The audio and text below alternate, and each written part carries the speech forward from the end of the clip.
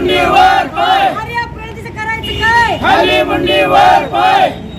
काँग्रेसच्या लोकसभेच्या उमेदवार प्रणितीताई शिंदे यांनी सरकुल येथे काल भारतीय जनता पार्टीच्या कार्यकर्त्यांवरती आरोप करून त्यांनी राजकीय स्टंट करण्याचा प्रयत्न केलेला आहे। या घटनेचा मी पहिल्या प्रथम निषेध करतो, कारण भारतीय जनता पार्टीचे कार्यकर्ते अत्यंत सुसंस्कृत आहेत। देशाचे यशस्वी पंतप्रधान नरेंद्रभाई मोदी साहेब यांचं काम संपूर्ण जनतेला माहीत आहे आणि जनता त्यांच्या पाठीमागे खंबीरपणे उभा राहिलेली आहे। आणि प्रणितीताई शिंदे यांचा वडिलांचा गृहमंत्री असताना पराभव झालेला होता, त्यांच्या आईंचा पराभव झालेला आहे आणि काहीतरी कार्यकर्ते नाहीत, कोण त्यांच्यासोबत नेते नाहीत, त्यामुळे त्यांनी भारावून जाऊन हा राजकीय स्टंट आणि सहानुभूती मिळवण्याचा प्रयत्न केलेला आहे।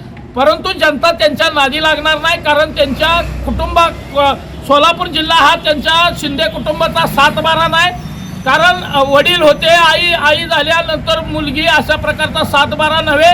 जनता ठरवेल तो उमेदवार असेल। प्रणितीताई शिंदे यांनी भारतीय जनता पार्टीच्या कार्यकर्त्यांनी हल्ला केला हे अगोदर सिद्ध करावं आणि जर त्यांच्या गाडीवरती हल्ला केला असेल तर तशा प्रकारचा गुन्हा त्यांनी पोलीस स्टेशनला दाखल करावा।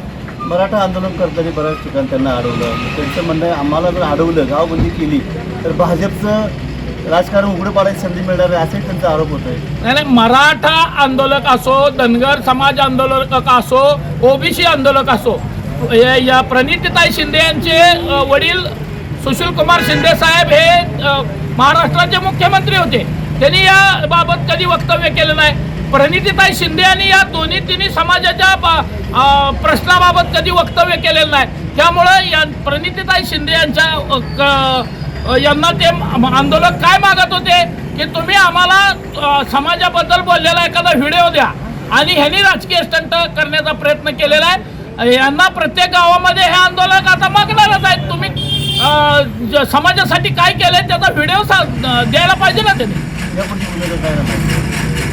प्रणितीताई शिंदे यांनी भारतीय जनता पार्टीच्या पक्षाची माफी मागावी, अन्यथा प्रणितीताई शिंदे यांना फिरणं भारतीय जनता पार्टीचे कार्यकर्ते मुश्किल करतील।